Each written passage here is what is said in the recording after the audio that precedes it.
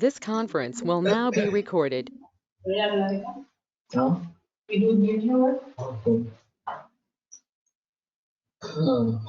अद्य बुधवासर अथवा सौम्यवासर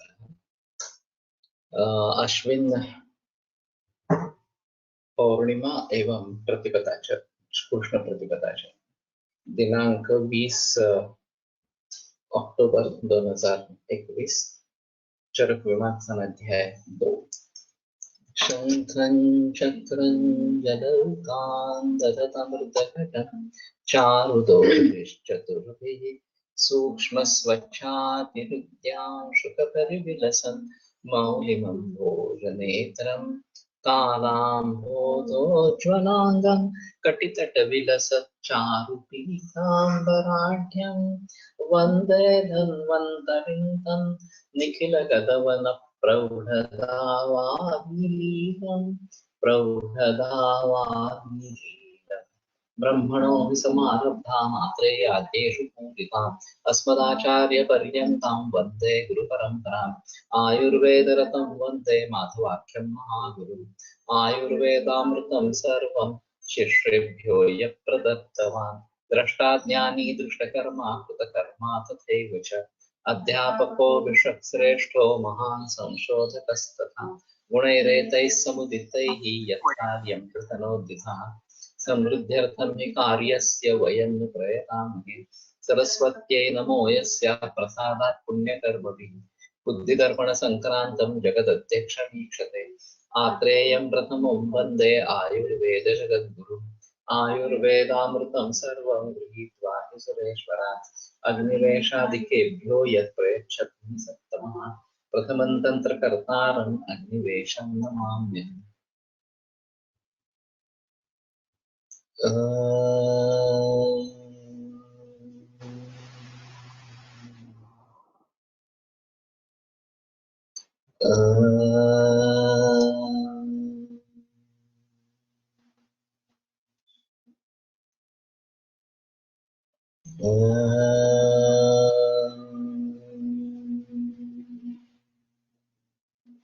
ओम शांति शांति शांति।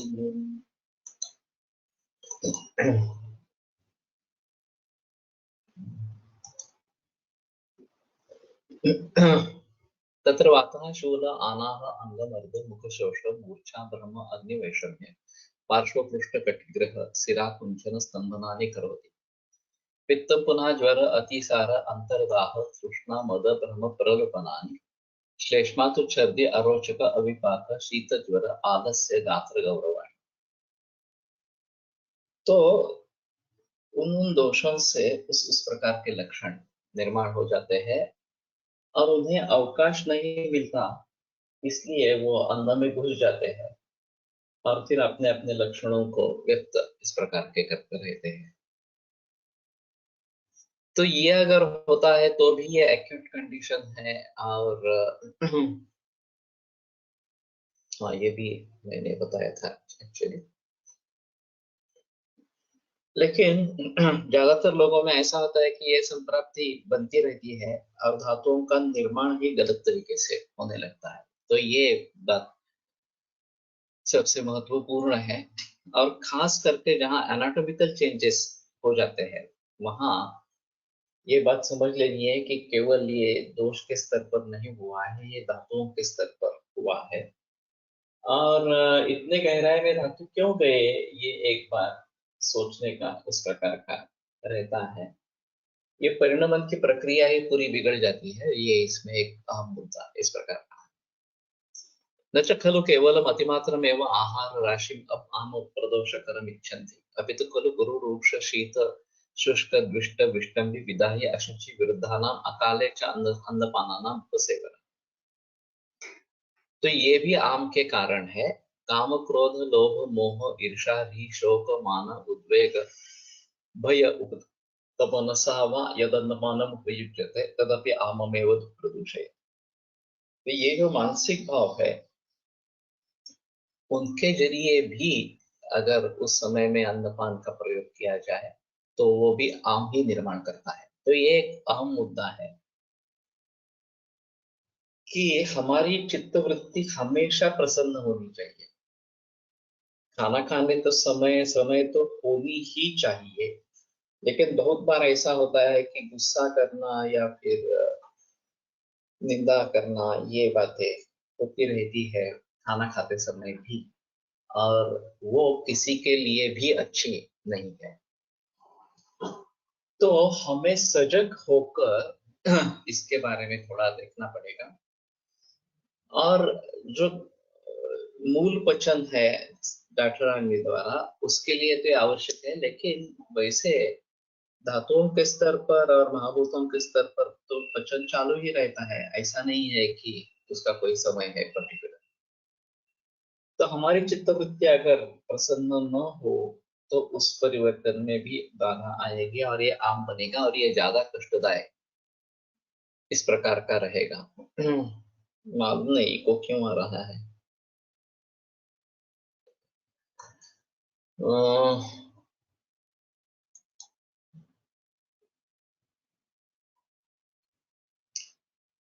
ठीक है, कोशिश करते हैं चला।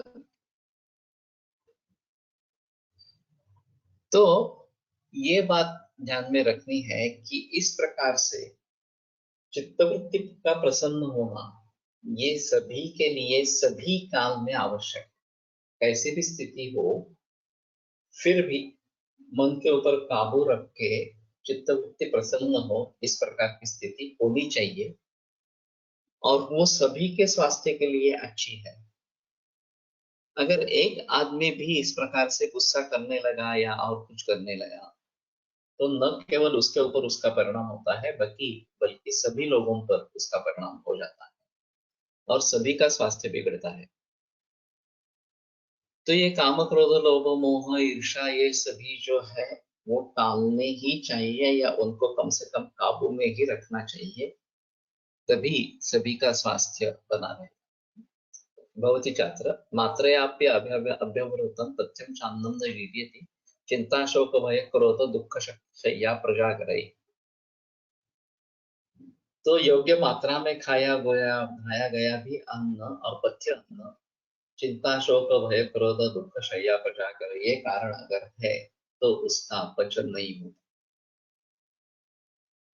तो इसमें प्रजागर भी है, दुख शय्या ये भी है, और चिंता शोक भय क्रोध ये भी सभी मानस भाव इसमें शामिल इस प्रकार के है।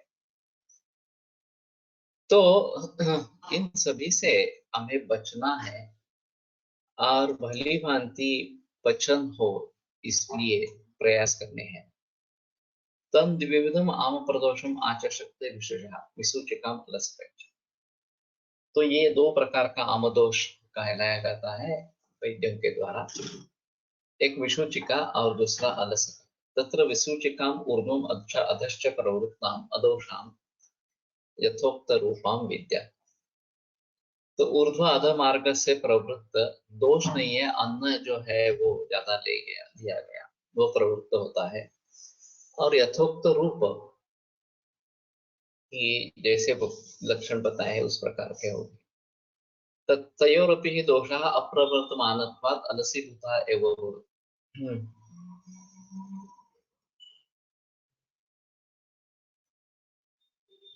तो ऊर्ध्व अधो मार्ग से दोषों की प्रवृत्ति होना ये विसूचिका है, और सूची भी हुआ गात्राणी विद्यति इति विसूचिका, ये उसकी व्युत्पत्ति बताई गई है।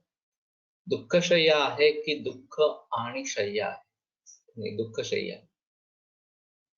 क्योंकि सिर्फ शय्या तो सभी के लिए चाहिए, इसमें कोई संदेह नहीं है। तो हाँ, दुख शय्या है कि जिसमें सुख नहीं मिलने वाला, सुख नहीं मिल रहा, और इसके जरिए ये प्रॉब्लमेटिक इस प्रकार की हो गई है, वो दुख शय्या इस प्रकार की रही, और उसके कारण जागरण या अलग भी जागरण ये भी होगा। दुख शय्या होगी तो भी जागरण होगा ही इस प्रकार से, लेकिन जागरण को अलग रूप से भी ले सकते हैं। दुख शय्या भी है और जागरण भी है, दोनों है इस प्रकार से।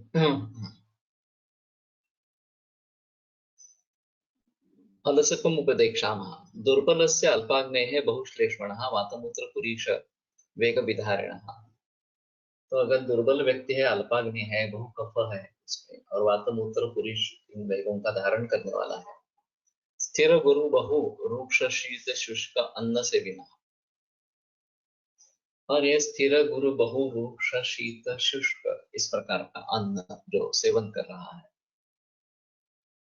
इसमें एक मैं स्रोतस के ऊपर निबंध लिख रहा था मेरे सेकंड ईयर में, और अभिष्टानि भूला भोज्यानि स्थूलानि च गुरूनि च मौसवाहिनी दुष्यंति भुक्त्वा च स्फुतान्विता। ये श्लोक पर मैं अटक गया। तो स्थूल ये विशेषण क्यों दिया है इस प्रकार से भोज्य के लिए? तो मेरी कल्पना थी कि स्थूल यानी कि बड़ा और सूक्ष्म यानी कि छोटा इस प्रकार से, लेकिन जो चर्वण वगैरह संस्कार होते हैं अन्न के ऊपर, उससे साइज कम हो जाता है इस प्रकार से, और फिर स्थूल सूक्ष्म ऐसा कुछ नहीं रहेगा। तो स्थूल ये विशेषण क्यों दिया, ये मेरे मन में सवाल उठा था। और संभव व्यभिचाराभ्याम से विशेषण अर्थवत्, ये व्याकरण में एक वाक्य बताया जाता है, संभव और व्यभिचार ये दोनों है तो ही विशेषण अर्थवत है, नहीं तो विशेषण का कोई मतलब। तो जो विशेषण दिया गया है वो संभव होना चाहिए और उसका व्यभिचार भी होना चाहिए कि नहीं है, ये भी बात सही होनी चाहिए। तो अगर स्थूल और सूक्ष्म ये इस प्रकार के भेद है कि जो आगे बदलते नहीं है, संस्कार से किन गुणों में गुणांतराधान होता है और किन गुणों में नहीं होता है, ये एक मुद्दा इसके जरिए सामने आया। गुणशास्त्री ने जो भी विवरण किया है अपरक के बारे में, उसमें उसके सूक्ष्म परमाणु है, और ये जितने हम पुट देते जाएंगे वो उतना ज्यादा सूक्ष्म होता जाएगा, ऐसा उनका कहना है। और परमाणुवधि उसके 1000 से हो जाती है। तो मेरे मन में ख्याल आया कि सिर्फ अब्रक के ही 1000 फुट इस प्रकार के क्यों बताए हैं,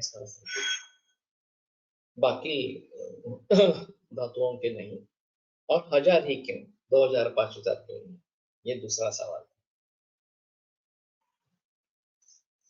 तो उसमें ये बात हो सकती है कि मूल व सूक्ष्म रूप में है, लेकिन बहुत सारे परमाणु इकट्ठा होकर होकर स्थूल स्वरूप बन गया है उसका, और जब हम पुट देते जाते हैं तो ये अलग अलग होने लगते हैं, और मैक्सिमम विलग होना ये 1000 फुट में हो जाता है, उसके आगे विलग होने का चांस नहीं है। तो ये सूक्ष्मता का एक तरीके से स्पष्टीकरण इस प्रकार का है, और उस प्रकार की कैपेसिटी अन्य धातुओं में नहीं है कि तो अगर कुछ देते रहेंगे तो भी और विलग होना इस प्रकार का कुछ नहीं होगा, और इसलिए सहस्रकोटि अब्रक ही बताया गया है, बाकी सहस्रकोटि सुवर्ण ताम्र वगैरह इस प्रकार से नहीं बताया गया। अब ये स्थूलानि च गुरूणि च, यहाँ स्थिर शब्द आया है, तो स्थूल शब्द के बारे में वो इतना ही स्थूल रहेगा कि वो कम नहीं होगा। अब ये जो हाइड्रोजनेटेड ऑयल है, वनस्पति घी इस प्रकार से बताया जाता है, जिसका काफी प्रचलन बीच में हुआ था, फिर इससे कोलेस्ट्रॉल बढ़ता है, इसलिए आम आदमी के खाने से निकल गया, लेकिन फिर भी बेकरी प्रोडक्ट्स में बड़े पैमाने पर वनस्पति घी का प्रयोग होता रहता है। तो ऐसा कहते हैं कि उसका पार्टिकल साइज ही बहुत ज्यादा बड़ा इस प्रकार का है, और उसको पचाने के लिए ज्यादा टेम्परेचर चाहिए शरीर में। अब लीवर में 105 डिग्री फ़ारेनहाइट टेम्परेचर रहता है नॉर्मल आदमी के, और ये मॉडर्न साइंस के मुताबिक है। अब दातार गुरु जी के आधार पर अगर मापने की कोशिश करेंगे यकृत या उष्ण स्पर्श, तो उससे भी ज्यादा दिख सकता है इस प्रकार से।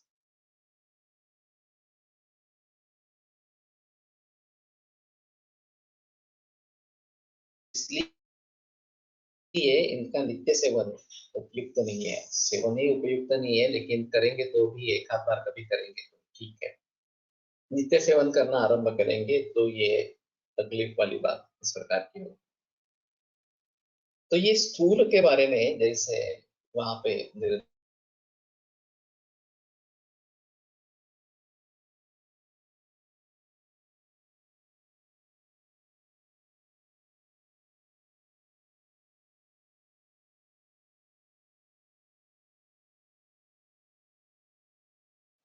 आकर बन गए हो, एक कट्ठा बन गए हो, तो ये बात हो सकती है कि उसको अलग अलग किया जाए तो सूक्ष्मत्व उसमें प्राप्त हो जाएगा। लेकिन ये कृत्रिम स्थूलत्व इस प्रकार का है, मूल रूप का स्थूलत्व इस प्रकार का नहीं है। मूल रूप का स्थूलत्व बदलता नहीं है ऐसा। तो इसके बारे में काफी संशोधन होना जरूरी है कि संस्कार से गुणांतराधान किन गुणों में हम कर पाते हैं। सभी गुणों में तो नहीं होगा। शीत गुण बदलकर पूरा उष्ण हो गया 105 डिग्री फ़ारेनहाइट, जबकि बॉडी टेम्परेचर 97 या 97.5 है, तब लीवर का 105 डिग्री इस प्रकार का होता है। तो हमें ये समझ लेना चाहिए कि किस प्रकार के पाचन के लिए किस प्रकार की आवश्यकता, कितने टेम्परेचर की आवश्यकता इस प्रकार की रहेगी। और फिर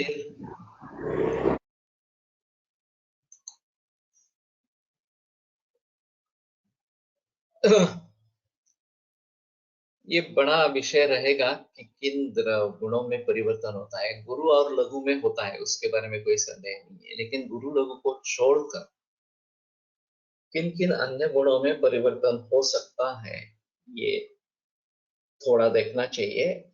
और बिल्कुल उल्टा होना भी अपेक्षित नहीं है। अगर कम होते हैं गुण या बढ़ जाते हैं तो भी हम उसको परिणमन कहेंगे, परिवर्तन कहेंगे। अगर पूरा गुरु से बदलकर लघु हो जाता है तो एक अलग ही बात है इस प्रकार से।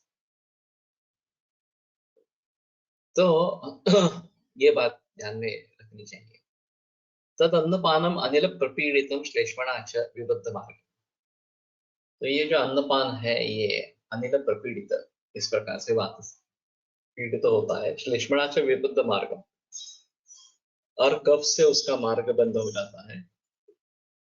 अतिमात्रम प्रलीन मलसत्व न बहिर्सत्वात् न बहिर्मुखी भवति। तो दोष अत्यंत लीन होने के कारण बहिर्मुखी नहीं हो, बाहर नहीं आता है। तथा चर्बी अतिसार वर्जानी आम प्रदोष लिंगानी अभिदर्शयति अतिमात्रा। तो चर्बी और अतिसार ये छोड़कर आम प्रदोष लिंग जो है बाकी वो अभिदर्शयति अतिमात्रा अतिमात्रा में वो दिखाते। एक किस्सा है जलगांव में जहांगीरदार वैद्य है, तो उसमें पीढ़ियों की वैद्य की है। हाल ही में जो वैद्य है जयंत जहांगीरदार, उसने जो प्रैक्टिस शुरू की तो उसको तो लगा था कि हमारी परंपरा है तो कुछ प्रॉब्लम नहीं आनी चाहिए, प्रैक्टिस अच्छी चलेगी इस प्रकार से। लेकिन वैसे हुआ नहीं। थोड़ी थोड़ी प्रैक्टिस चल रही थी। उसके बगल में एक मंगल कार्यालय था और वहां अन्न विष बाधा हो गई लोगों को। तो इसके पास रात में मरीज आने लगे, एक के बाद दूसरा, दूसरे के बाद तीसरा, इस प्रकार से। और करीबन 30-40 मरीज उसके पास आ गए। सभी को उसने ये विसूचिका की चिकित्सा की, संजीवनी वटी ये मेन थी, और सोलह सूचक द्वे विसूचाम प्रदापये, ऐसा ग्रंथ में निर्देश है। और सौभाग्य रहा कि सभी के सभी बच गए और अच्छे हो गए। तो दूसरे दिन उसने देखा कि पूरा दवाखाना खचाखच भर गया था। और वहां से प्रैक्टिस शुरू हो गई। तो आगे फिर उसने पीछे देखा ही नहीं। अब जलगांव में उतरेंगे और किसी भी रिक्शा वाले को कहेंगे जहांगीरदार वैद्य, तो आपको लेके जाए। सभी को मालूम है जहांगीरदार वैद्य इस प्रकार से। और ये प्रैक्टिस ज्यादातर जीपी है, आयुर्वेद में जीपी करने वाले बहुत कम है। लेकिन इसकी प्रैक्टिस जीपी में है, और बहुत बड़ी प्रैक्टिस इस प्रकार। तो उसका कारण ये रहा कि विसूचिका के इस प्रकार के बहुत सारे मरीज उसने एक रात में देख लिए। और फिर ये टर्निंग पॉइंट हो गया और उसके मरीज आने लगे। मेरा भी हादसा इसी प्रकार का है। पहला कैंसर का पेशेंट आया 1985 में, 15 दिन का आयु बताया था, और वो आगे 33 वर्ष जिंदा रहा। तो ये मेरे प्रैक्टिस के लिए टर्निंग पॉइंट था। उस समय मेरा पॉलीक्लिनिक में क्लिनिक था, खुद का क्लिनिक नहीं था। नथिंग सक्सीड्स लाइक सक्सेस, ये एक कहावत है कि यश के जैसा दूसरा यशस्वी कुछ भी नहीं होता। तो ये एक अहम मुद्दा है कि इसके जरिए जयंत को प्रैक्टिस में बढ़ावा इस प्रकार का मिल गया। तो अभी इस प्रकार के एपिडेमिक्स नहीं दिखते हैं, कॉलरा के एपिडेमिक्स नहीं दिखते हैं। फणसलकर का कहना था कि जो उसमें पेट के आते हैं पाँव में, उसके लिए ताम्रभस्म बहुत अच्छा काम करता है। बिल्कुल छोटी मात्रा में थोड़ा थोड़ा ताम्र देना तो विसूचिका में जल्दी निरीप होता है। उन विसूचामति वृद्धायां पार्श्ववाह प्रशस्यते, ये जो बताया गया है कि पार्श्व में अग्निकर्म करनी, इसका भी फायदा लोगों को हुआ है। अभी कॉलेरा की एपिडेमिक नहीं दिखती है, लेकिन 60-70 बरस पहले ये काफी कॉमन था। तो लेकिन पूरी तरीके से निकल गया है ऐसा भी नहीं है।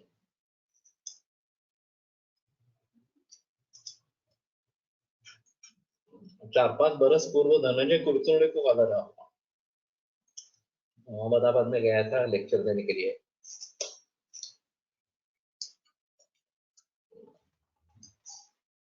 और फिर यहाँ पे कॉलेरा इस प्रकार का निदान हो गया।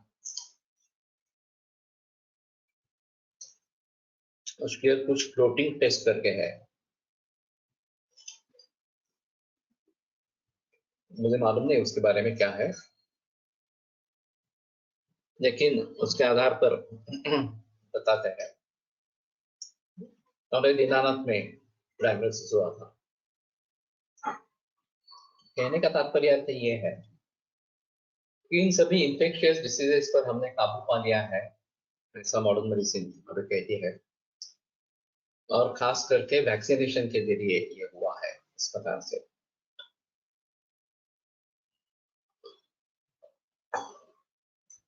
वैद्यक सत्ता इस किताब में डॉक्टर आनंद नाडकर्णी ने ये प्रूव किया है कि टीबी पर जो काबू पाया गया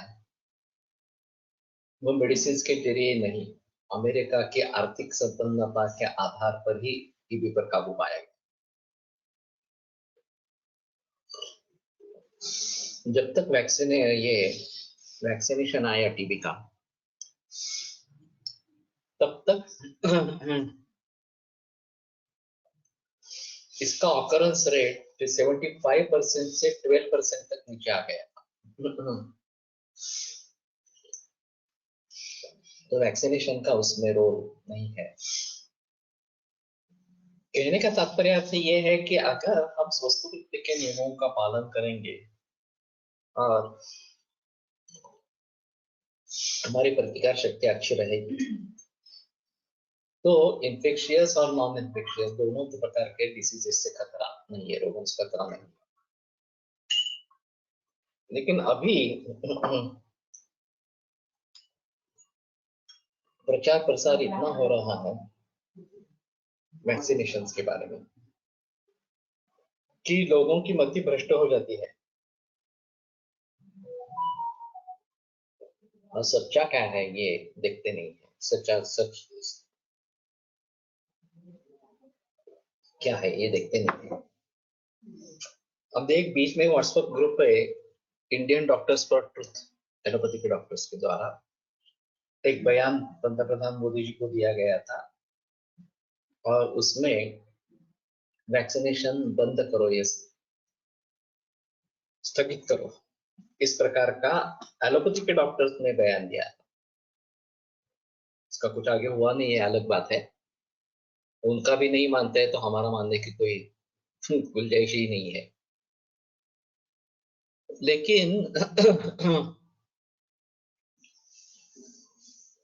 ये दोनों कंडीशन सीरियस कंडीशन है, आलसक या विसूचिका।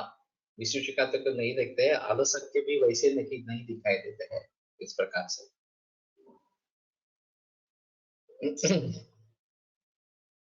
तो आम प्रदोष लिंगाने अभिदर्शयति अतिमात्राणि, अतिमात्र दुष्टाश्च दोषाः दुष्ट आमबद्धकाः, दुष्टामबद्धमार्गाः तिर्यग्यस्तन्तः कदाचित् एव केवलमस्य शरीरं दंडवत् स्तंभयन्ति। अतिमात्र प्रदुष्ट इस प्रकार का अगर दोष है और प्रदुष्ट आमबद्ध मार्ग, प्रदुष्ट आम से बद्ध इस प्रकार से मार्ग उनका हो गया है, तिर्यक गच्छन्ता, तो तिर्यक जाते हुए कदाचित एव केवलमस्य शरीरम दंडवत् स्तंभयन्ति, उसका शरीर दंड जैसा स्तंभित कर देते हैं।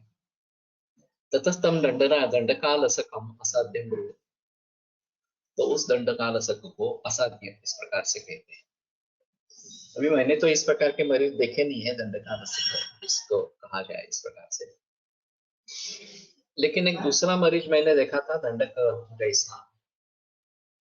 वो एडिक्ट था, हेरोइन ले रहा था चेसिंग करके, और उसने अचानक छोड़ दिया।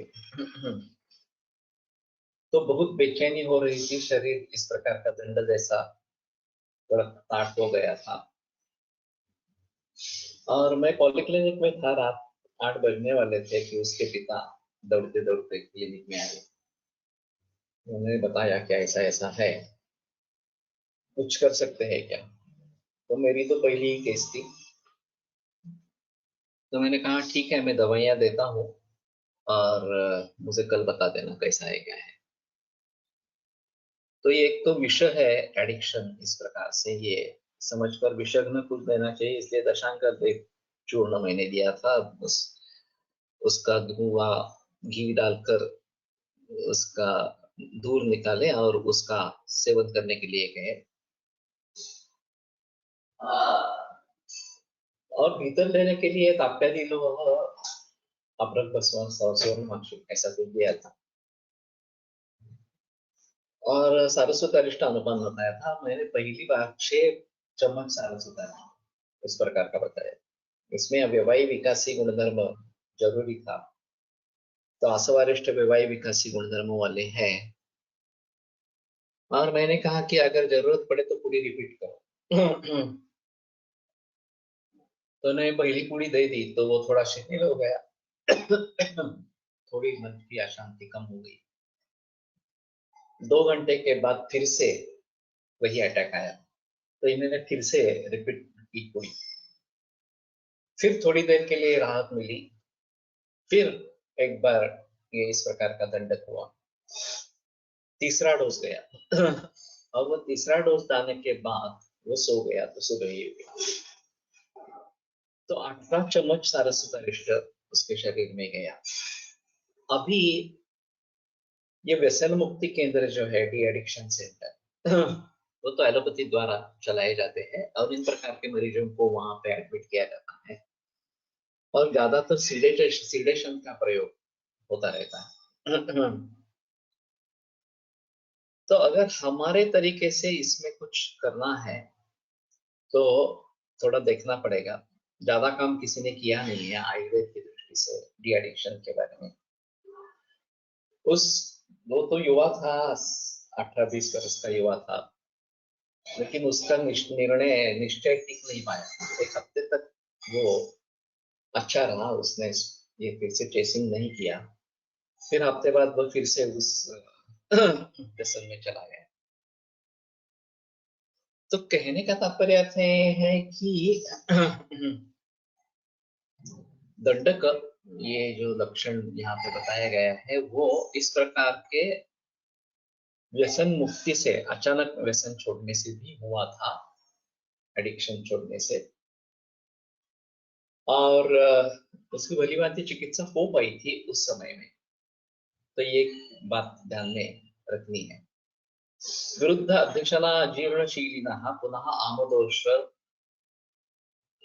आम विषम इत्याचक्षते विषीला। विरुद्ध अध्यक्षना और अजीर्णाशनशील, ये जो है अब अध्यक्षना और अजीर्णाशनशीली, इसमें क्या फर्क करेंगे ये थोड़ा सा देखना पड़ेगा। कि भुक्तस्योपरि भोजनम ये अध्यक्षन है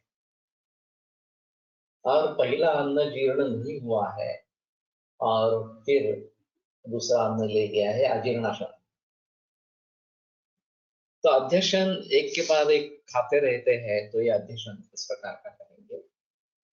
और आज शाम को खाना खाया है, देरी से खाया है, पचन हुआ नहीं है सुबह, फिर भी सुबह अन्न ले लिया, तो यह अजीर्णाशन इस प्रकार का रहेगा। इसमें थोड़ा फर्क है।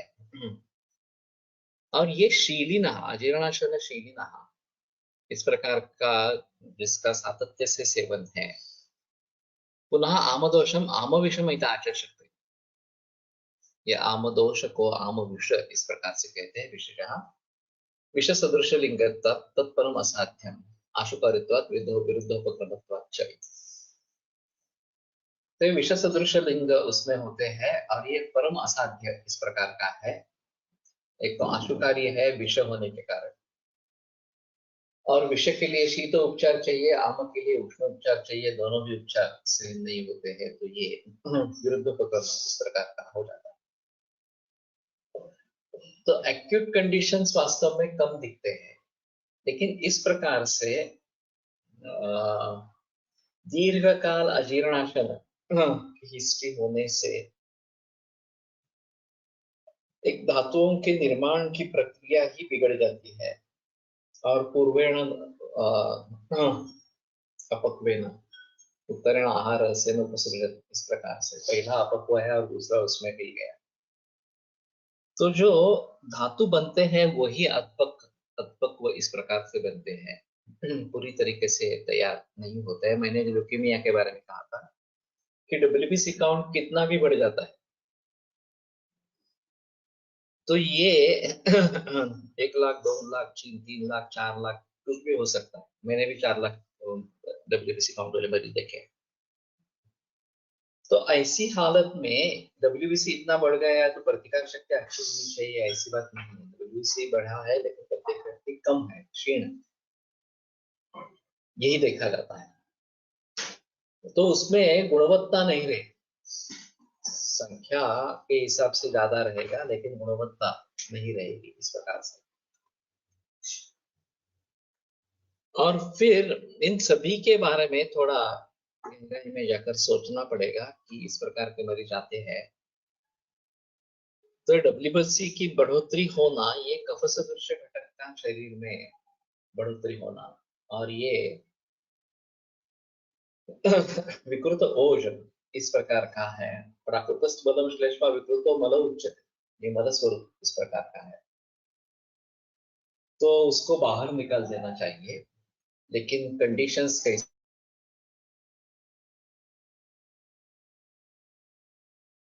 उचित होगा, ये बातें देखनी पड़ेगी इस प्रकार से।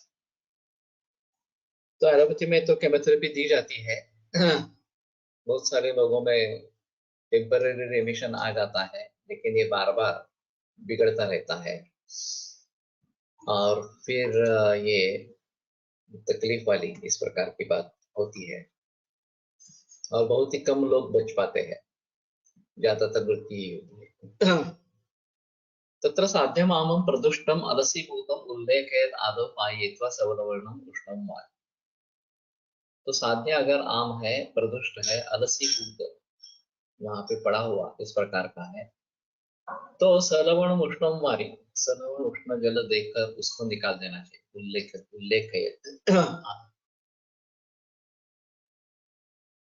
तो ये कंडीशंस भी देखी जाती है। मेरे घर का ही उदाहरण मैंने बताया था कि उसको इस प्रकार के अजीर्णाशय की आदत ही थी। एक बार खाने लगा तो इतना खाएगा कि पूछो मत, और नहीं तो 8-8 दिन लंघन करेगा इस प्रकार से। तो 2 बार उसको अटैक जैसा हुआ। पहली बार वो नगर में था, मेरा साला इस प्रकार से, और पल्सलेस हो गया। उसके बगल में उसका मित्र रहता था जो बीएमएस एलोपैथी प्रैक्टिस करता है। उसने देखा, तुरंत उसका अस्पताल में दाखिल किया। फिर आईसीयू में रखा, वो सेटल हो गया। उसको टपक श्वास की बीमारी थी, तो वर्धमान पिपीली रसायन चल रहा था, और उस दिन 18 पिपीली उसने ली थी। तो ये जो बीएमएस था, वो सोचने लगा नहीं, ये वर्धमान पिपीली से कुछ हो गया वगैरह इस प्रकार से। हमें जैसे पता चला, हम वहां पे पहुंचे, तो मैंने देखा तो अजीर्ण ही था, बाकी कुछ नहीं था। वर्धमान पिपली का रोल नहीं था उसमें। और फिर लंघन हो गया, आईसीयू में दाखिल कर दिया। लंघन हो गया तो ठीक हो गया। फिर बाद में पुणे में वो था। पण अजीर्णात्मक अटॅक मधनं जेव्हा केव्हा असे हार्ट प्रॉब्लेम येतात, तेव्हा ते मर्मावर म्हणजे किती प्रमाणात ते करतात, मृत्यूच्या इतके करू शकतात. मृत्यु को पर्यंत नहीं हो सकता, उसमें मृत्यु भी हो सकती है, ऐसा है। तेषां विभ्रम सहसा पुरम्। नाही, पण मग आपल्या ह्याच्याप्रमाणे पाचन झाल्याशिवाय काही उपयोग नाही, तर अशा वेळेला सध्या काय करायचं? हो मग कंडिशन तर असली पाहिजे, पण आता तेच मी सांगतोय। ते नाही सांगते तुम्ही, मी तुम्हाला विचारलाय, मुलगा मुलाला ती कंडिशन नसेल, तर हार्टला धरून काय करायचं, याला धरून काय करायचं? उसमें पाचन ही प्रधान है। स्वर्ण सूचक हेमगर्भ रस वगैरह दे सकते हैं, आंतरस रस मधु ये दे सकते हैं, अगर शोधन की आवश्यकता अवस्था नहीं है तो। शोधन है तो शोधन ही देना बेहतर इस प्रकार का है। दूसरी बार हुआ वो पुणे में हुआ। मैं शाम को कॉलेज से लौटा तो देखा कि ये सांस बढ़ रही है उसकी, और अजीर्ण ही था। तो अजीर्णम अजीर्णम उद्धारयाण, इस सूत्र का आधार लेकर मैंने तुरंत उसको वमन दे दिया, और जैसे ही ये कड़वा खट्टा निकल आया, वैसे वो ठीक हो गया। लेकिन ये भी कार्डियक कंडीशन। फिर उसके बाद में हमने इकोकार्डियोग्राफी वगैरह सब करवाई, उसमें कुछ निकला नहीं। फिर उसको वमन देना है नहीं देना है, ये बात सामने आई। तो मैंने कहा नहीं, ये अजीर्ण ही था तो वमन देंगे, रुद्रोग का संबंध नहीं है इसमें। तात्कालिक परिणाम था, वो चला गया है, और फिर उसके आगे भी हम वमन देते रहे इस प्रकार से। बालधमा असे निदान घेऊन आलेल्या बालकापैकी अनेकांमध्ये अध्यशन हा हेतू असतो. आधुनिक माता नियमित वेळाने खाऊ देतात, खाऊ घालत असतात. एवढा हेतू त्याला टाळला तरी त्या रुग्णात बरेचसे काम होते. ये तो सही है. मेरा चिकित्सा का धोरण ही इस प्रकार का है कि उदर परीक्षण करके अगर खाली पेट उदर गुरु है तो लंघन का प्रस्ताव रखता हूँ. शाम का खाना बंद करके मुद्गयूष बताता हूँ, और उससे भी ज्यादा जरूरत है तो ब्रेकफास्ट बंद करके ब्रंच करने के लिए कहता हूँ, और वो भी नहीं है तो लंच करने के लिए कहता हूँ. इस प्रकार से कौन से भी बीमारी हो, चाहे आमवात हो, चाहे ज्वर हो, चाहे और कोई बीमारी इस प्रकार की हो, तो लंघन पहली चिकित्सा है इस प्रकार में. और ये अत्यशन अध्यशन ये सब टालने ही चाहिए, उसमें कोई संदेह नहीं है. कोलटकर सर का एक अजीब उदाहरण है. एक 5 बरस का लड़का, उसकी माता शिकायत करती थी कि इसका वजन नहीं बढ़ता, मैं कितना उसको खिलाती हूँ, अच्छा अच्छा खाना, पौष्टिक खाना खिलाती हूँ, लेकिन अगर रिश्तेदारों के कोई बच्चे आते हैं और 1 महीना रहते हैं तो उनका वजन बढ़ जाता है, मेरे बच्चे का नहीं बढ़ता इस प्रकार से. तो सर ने पूछा तुम क्या क्या देती हो, तो सुबह दूध, फिर अंडा, फिर रोटी, फिर दाल चावल, फिर दूध, फिर और कुछ स्नैक्स वगैरह वगैरह, फिर ये भोजन, और रात में फिर दूध. इस प्रकार से वो बहुत बार देती रहती. तो सर ने पूछा उसको भूख लगती है क्या, वो डिमांड करता है क्या? तो बोले नहीं, भूख तो नहीं लगती उसको, मैं ही जबरदस्ती खिलाती हूँ, और पीछे पीछे दौड़ती हूँ उसको खाना खाए इसलिए. तो सर ने कहा एक तो छोड़ो कि जब तक भूख नहीं लगती तब तक खाना नहीं देना है, 2 दफा खाना और 2 दफा दूध, इतना ही देना है, और उसकी डिमांड होनी चाहिए कि मुझे भूख लगी है, मुझे खाना चाहिए इस प्रकार से. तो बोले ऐसे करेंगे तो जो वजन और कम हो जाएगा. तो सर बोले नहीं, वजन नहीं कम होगा, बढ़ेगा, तुम करके देखो. वो आशंकित थी, फिर भी उसने किया, और 2 महीने के बाद वो हंसती हंसती हंसती क्लिनिक में आ गए और बताया कि मुझे विश्वास नहीं था, लेकिन खाना कम करके उसका वजन बढ़ गया. तो इस प्रकार से अगर आम ही बनता रहेगा, धातुओं की पुष्टि होगी ही नहीं, तो वजन बढ़ेगा कैसे? तो ये बात ध्यान में रखनी है कि ये आम प्रदोष अगर निर्माण हो जाता है और बार बार बनता रहता है तो धातुओं की पुष्टि नहीं होगी. उस आम का पचन करना है, उसको निकाल देना है.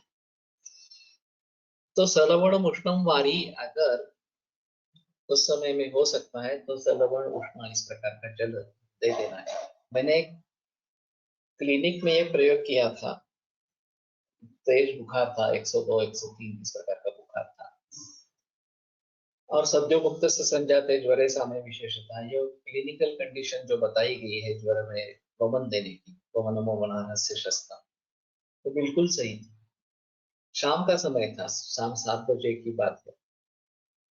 तो मैंने उसको तुरंत वमन दे दिया, उसको उल्लास हो रहा था, तो मैंने कहा कि ठीक है, ये लवण जल पी लो और वमन करवाएंगे.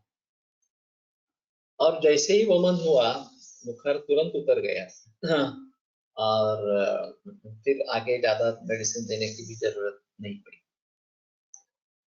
किती पाण्यात किती मीठ घालावे, वो नमकीन लगना चाहिए, टेस्ट उसकी जो है नमकीन होनी चाहिए. तो थोड़ा संपृक्त द्राव जैसा होना चाहिए. 1-2 चम्मच अगर 1 लीटर पानी में डालेंगे तो ठीक है. और नमकीन टेस्ट आनी चाहिए. लवण जो है वो दोनों अभिषेक करने में भी अच्छा है, इस प्रकार से उष्णवीर्य है. और वमनोपगम ये भी है. तो इसमें जलदौती करवाते हैं योग में, वो भी इसी प्रकार सा लवण जल देते हैं. तो ये थोड़ा आसान तरीका है, घर पे कर सकते हैं, कोई ज्यादा तकलीफ इस प्रकार की बात नहीं है। तो बात यह है कि अगर ग्रंथोक्त कंडीशन है तो ही ये कर सकते हैं, वमनार्ह भी होना चाहिए, वमनार्ह नहीं है तो नहीं दे सकते इस प्रकार से। लेकिन सर्वोल्लास प्रसयका विश्वासका से विशिष्ट इस प्रकार के वो बताया है लक्षण उसके। तो इस अवस्था में वमन देना उचित इस प्रकार का है, जितके विरघळेल तितके मीठ टाकत राहावे। यस, संतृप्त द्राव होना है और फिर अपने आप वमन शुरू होगा। जब पेट भर जाता है तो वमन आसानी से होता है। तो शुरू में थोड़ा बताना पड़ेगा कि नहीं और पियो, जब तक अकंठ नहीं होता तब तक पीना है, फिर अपने आप शुरू हो जाएगा, फिर कुछ नहीं करना पड़ेगा। ततः स्वेदन वर्ति प्रणिधानाभ्याम उपाचरे उपवासे इच्छेन। स्वेदन और वर्ति प्रणिधान, इसके जरिए उसका उपचार करे और उपवासे इच्छेन, उसको खाली पेट ही रखना है, कुछ देना नहीं है। तो उपवास कब तक करना है, ये भी एक अजीब बात इस प्रकार की है। मैंने आमवाद के एक्यूट केसेस देखे हैं जहां करवट बदलना भी मुश्किल है, टोटली बेड रिडन। सिर्फ इतना ही था कि स्टीरॉइड्स नहीं लिए थे, सिर्फ एनालिसिस लिए। स्टीरॉइड्स लेते हैं तो बात बिगड़ जाती है, लेकिन सिर्फ एनालिसिस लिए है। तो इस प्रकार के मरीजों में मैंने 2-2 महीने तक केवल मूंग के सूप पर रखा है। शुरू में तो केवल शुंठी सिद्ध जल ऐसा ही दिया था, और धीरे धीरे आम का पचन होते होते फिर वो पूरे तरीके से आमवाद से बाहर निकला। तो लंघन कब तक देना है, ये बात एक सोचनी पड़ेगी। वैसे निसर्गोपचार में लंघन का अतिरेक होता है, बल को देखते नहीं है। हमारे हिसाब में बल का भी महत्व है। तो बलम यत्नेन पालयेत्, ये हमारा निर्देश है। तो फिर निर्दशाहमपि ज्ञात्वा कपोत्तरम अलंघितं तेयां न पायेत् तेषां तर्पणातिक्रमोहिता, ये जो बातें ज्वर चिकित्सा में आई। और यावल लघुत्वा दर्शनम दद्यात् मांसरसेन च बलम ही अलम दोषहरम परम तच्च बलप्रदम्। तो मांसरस से भोजन देना चाहिए, इस प्रकार का बताया गया है। और वो सबसे ज्यादा बल देने वाला, और बलम ही अलम दोषहरम, और बल ही दोष का हरण करने वाला। तो एक बहुत अहम मुद्दा है। हम केवल दोषों के विपरीत चिकित्सा करते रहेंगे और इससे ठीक होगा, ऐसी बात नहीं होगी अगर बल अच्छा नहीं है। तो उस समय में बल कैसे बना रहे, अग्निमंद है तो खाना भी ज्यादा नहीं दे सकते हैं, तो कैसे करेंगे। तो पेयायुष वगैरह जो है वो देना है या मौसर से देना है ज्वर की अगली अवस्था में, और फिर उससे बल मिलेगा तो दोषों पर काबू पाएंगे। ये बात अहम है। रुल्लास असेल आणि पुरोदाह असेल तर यष्टीमधू काढा ने वमन द्यावे खासे। पित्ताचे कंडिशन असेल तर जरूर दे सकते हैं, उसमें कोई प्रॉब्लम नहीं। सिर्फ काढ़ा बनाने में समय लगता है। और उसमें भी कंसंट्रेशन कितना करेंगे ये भी एक अलग बात है। वास्तव में 16 लीटर पानी डाल के 1 किलो यष्टिमधु भरण 16 लीटर पानी डाल के 4 लीटर उबालेंगे और फिर छान कर वो देंगे कॉन्सेंट्रेटेड। हम अभी ऐसा नहीं करते हैं, हम केवल उबालते हैं और छान कर पानी देते हैं, वो पानी क्वांटिटी ज्यादा रहती है। तो अगर कॉन्सेंट्रेट होता है तो कम डोज में भी काम होता है, ऐसा है। लेकिन एक काफी देर तक उबालना पड़ता रहता है इस प्रकार से। तो यष्टि मधुक्वाथ इसमें अच्छा है, गन्ने का रस भी मिलता है उसके साथ में थोड़ा डाल के, तो पित्त के लिए बहुत अच्छा होता है। खास करके जो कंठ में जलन या उरों में जलन होती है, उसमें इक्षुरस का प्रयोग करने से यष्टि मधुक्वाथ के साथ तुरंत उपशम हो जाता है। अभी ये मिलना थोड़ा मुश्किल हो गया।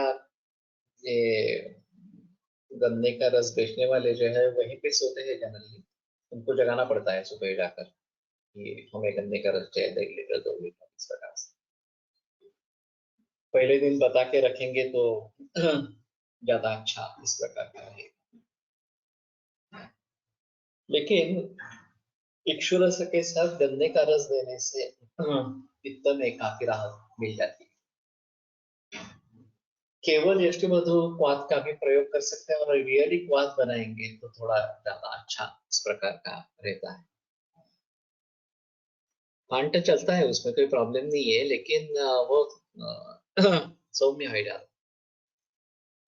यष्टिमधु जलात लवण टाकून वमन दिले तर अधिक उपयुक्त होईल का? हो सकता है।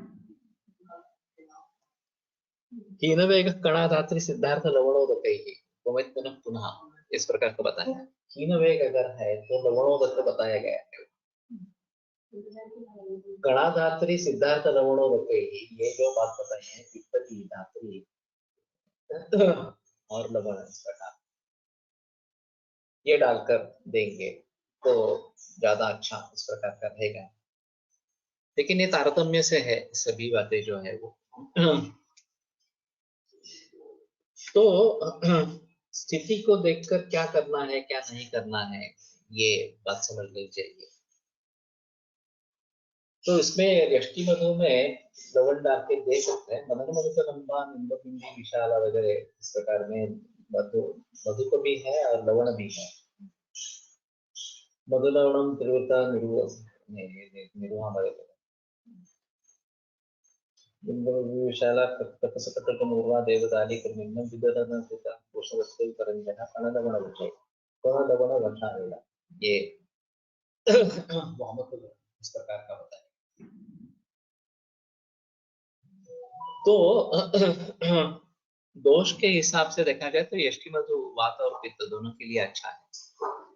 अगर कफ प्रधान ही दोष है तो शायद सरसुप का प्रयोग कर सकते हैं, लेकिन यष्टि मधु सभी दोषों के लिए दे सकते हैं, उसमें प्रॉब्लम नहीं। तो यष्टि मधु सिद्ध जल या फिर उसका काढ़ा ये इस प्रकार से देंगे तो अच्छा रहेगा। और उपवास चयन, उसको उपवास करवाना है, खाली पेट रहना है। और केवल ऐसा करने से ठीक होता है। विसूचिकांचे तु लंघनमेव अग्रे विदिक्तवच्चानुकूल। विसूचिका में शुरू में लंघन ही करना है और विरेचन जैसा संसर्जन क्रम उसमें करना है। आम प्रदोषेषु तु अन्न काले जीर्णाहारं पुनः दोषावलिप्तामाशयं स्थित गुरुकोष्ठम अनन्नाभिलाषणम अभिसमीक्ष्य पाये दोषशेष पाचनार्थम औषधम अग्निसंदुक्षणार्थम च। एक खास कंडीशन। तो अगले सोमवार को इसके बारे में हम बोलेंगे। आज दोपहर में 4 बजे योग सूत्र का करेंगे फिर से आरंभ। जब तक हो सकेगा करेंगे, फिर शादी के समय थोड़ा रुकना पड़ेगा, लेकिन ठीक है, घर का काम पूरा हुआ है तो उसमें प्रॉब्लम नहीं आनी चाहिए। आयुर्वेद प्रकांड निगदित इह शल्यतंत्र प्रधानः शिष्येभ्यः शाश्वतोऽयं निखिलजन कृपा व्याप्त चित्तेन येन आयुर्वेदस्य वाञ्छन् पुनरपि भुवने काञ्च सुष्ठु प्रतिष्ठां श्रेष्ठं धन्वन्तरिं तं प्रणमति च सदा वैद्यवर्गो हि नूनम् वैद्यवर्गो हि नूनम्।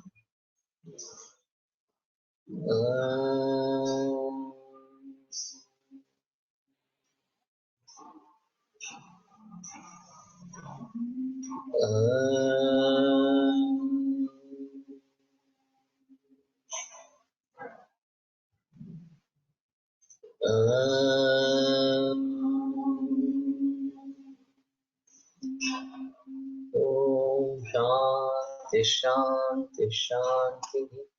विरम्यते व्याख्यान व्यापारात्। श्वः पुनर्मिलिष्यामः।